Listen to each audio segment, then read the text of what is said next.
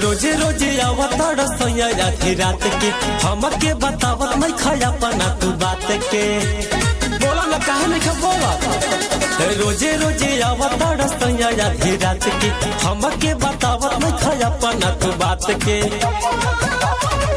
एक बतिया पूछा तानी सही बतैहा हो, एक बतिया पूछा तानी सही बतैहा हो कि कवना सवतीन भी से अइला अमन पूरा न कैला मोर।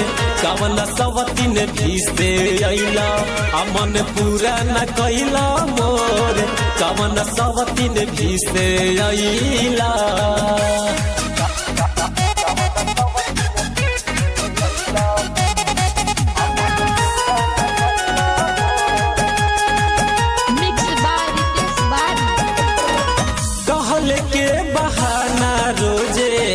चली जाल घर से कवना सवतिया से अइल मुहे मार के।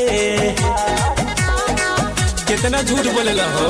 टहल के बहाना रोजे चली जाल घर से कवना सवतिया से अइल मुहे मार के। आधी रतिया के तू के वारी पिटल हो, आधी रतिया के तू के वारी पिटल हो कि कवना सवतीन भी से अइला अमन पूरा न कैला मोर। कवना सवतीन भी से अइला अमन पूरा न कैला मोर। कवना सवतीन भी से अइला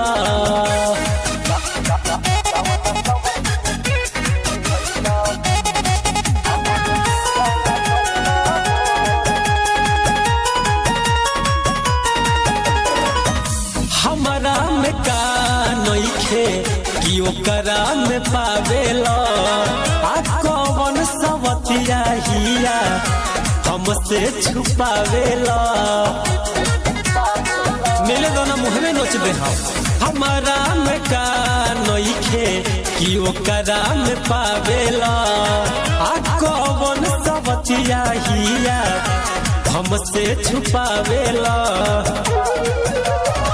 सर पर हाथ धके बतिया सही बतैहा हो, एरकिया के पापा बतिया सही बतैहा हो कि कवना सवतीन भी से अइला अमन पूरा न कैला मोर।